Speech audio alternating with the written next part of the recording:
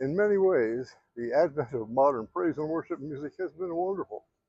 Nothing helps pass the time on a long drive or flight better than listening to and usually singing along, although you don't want me to sing along, with our favorite praise and worship music. Fair warning to those who decide to ride or fly with Major Joe. At home, she often puts the praise tunes on extra loud when she is doing chores around the house, even mowing the lawn, puts her headphones on, or any project, as it helps pass the time. Often, she prepares a set of praise and worship songs to accompany a retreat or worship program as they help set the mood and get people ready to gather together to worship. It helps that these new tunes often feature a singable key and are accompanied by modern instruments and a rocking beat. Many of these songs are now part of our regular worship rotation. Many of you have sung them. On the other hand, there are some significant issues with modern praise and worship. Like the rest of the music industry, these songs are produced and marketed based on popularity. Christian music is now a multi-billion-dollar global marketplace. This means that many times modern praise and worship music is light on theology and heavy on emotionalism. Many of the most popular songs make us feel good without challenging us. At their worst, contemporary worship programs are built on music and designed to carefully manipulate our emotions and engineer a spiritual experience rather than based on solid Bible teaching. One of the reasons that the Psalms have passed the test of time is that, excuse me, is that they are Holy Spirit inspired.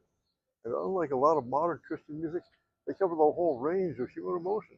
Within their pages, we find beautiful tunes of praise, as well as low, sorrowful notes of lament.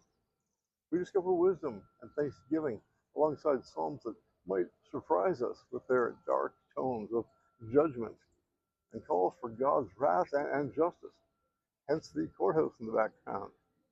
As we look at the Psalms of Judgement, we might be surprised that they are even part of our Bibles.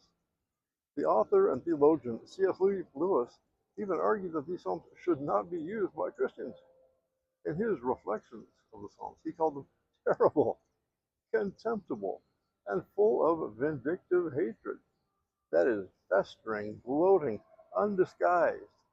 While I do not usually disagree with Lewis, in this case I beg to differ.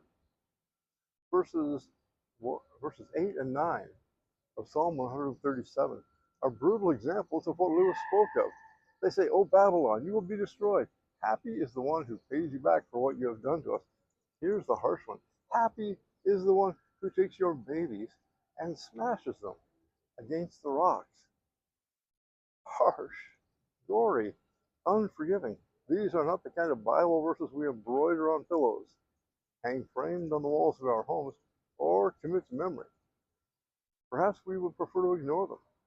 Yet within these Psalms, we find ordinary people dealing with the harsh realities of injustice. The intense language and honesty of the Psalms of Judgement prove to us just how seriously the Bible takes justice and God's judgment.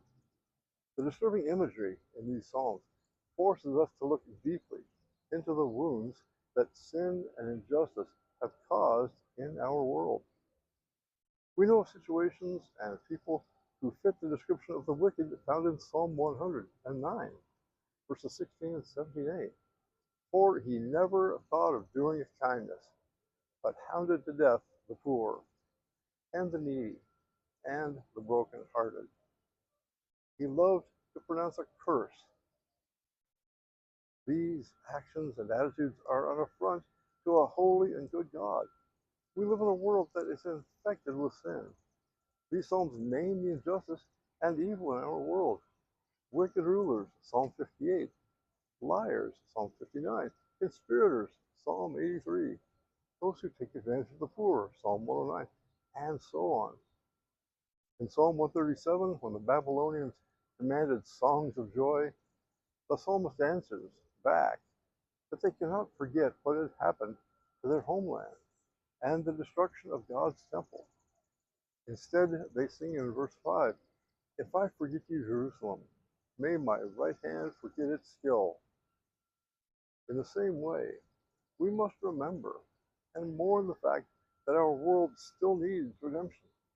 We cannot merely sing songs of joy when there is still injustice in this world. This is not to say that our job is revenge. Romans 12:19 reminds us, "Do not take revenge."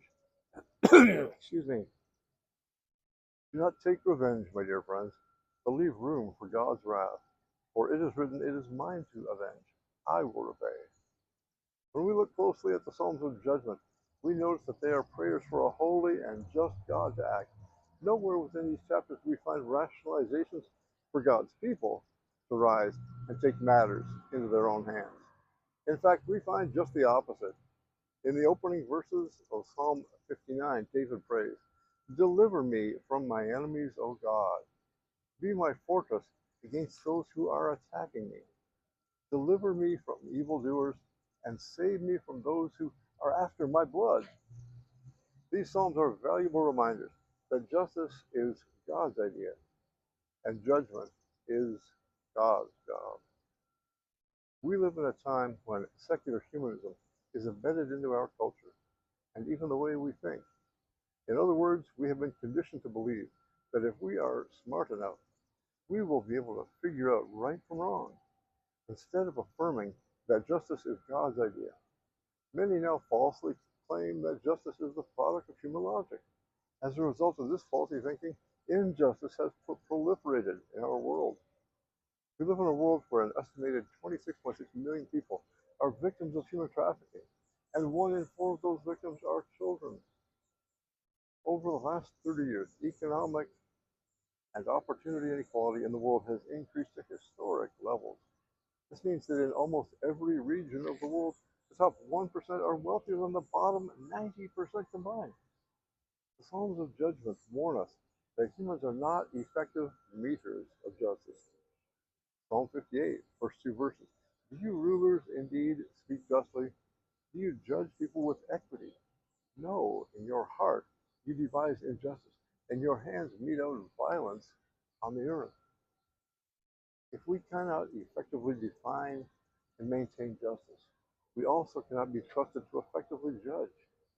Jesus bluntly warned his followers in the Sermon on the Mount, "Do not judge, or you too will be judged." We find that in Matthew 7. For this reason, the psalmists place their trust in God and rely on his judgment.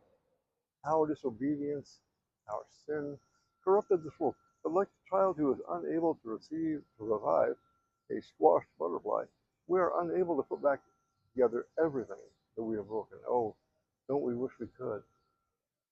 These Psalms are a plea for God to act and to make everything that has gone wrong in this world right again. They are echoed in the second line of the Lord's Prayer. "Your kingdom come, your will be done, on earth as it is in heaven." Matthew 6:10. While we might refrain from calling down fire on those who have wronged us, longing for God to remake this world in the shape of his kingdom should be a central theme in our worship. It is easy for us to misunderstand judgment. Like the Psalms of Judgment, we tend to picture judgment as God's punishment for wickedness. But that's only part of the story, and perhaps the smallest part of the story. If we watch an expert craftsman putting together a project, we will notice that there are lots of bits and pieces which are cast off. A stonemason will cut the stone to fit their application, and there will be lots of chips left over. An electrician will trim the ends of the wires. Even a quilter will precisely measure and cut the fabric. There are little scraps left over, according to a pattern. This is not wasteful, but necessary. Without these cuts and trims, the final project will be of poor quality or never come together. God is an expert craftsman, and he is building his eternal kingdom. In his love, God can use whatever material makes itself available to him. But anyone who refuses to surrender to the will of the Maker must be cast aside. That is judgment. Perhaps this is the ultimate purpose of these Psalms of Judgment, not to frighten us or repulse us, but to demand our full surrender. These are not songs that make us feel better about ourselves as much as they are songs which open our eyes to the problems in this world and make us long for the next. Pray with me. I'm going to share from Revelation 21. And I heard a loud voice from the throne saying, "Look, God's dwelling place is now among the people, and he will dwell with them. They will be his people, and God himself will be with them and be their God. He will wipe every tear from their eyes. There will be no more death or mourning or crying or pain, for the old order of things has passed away."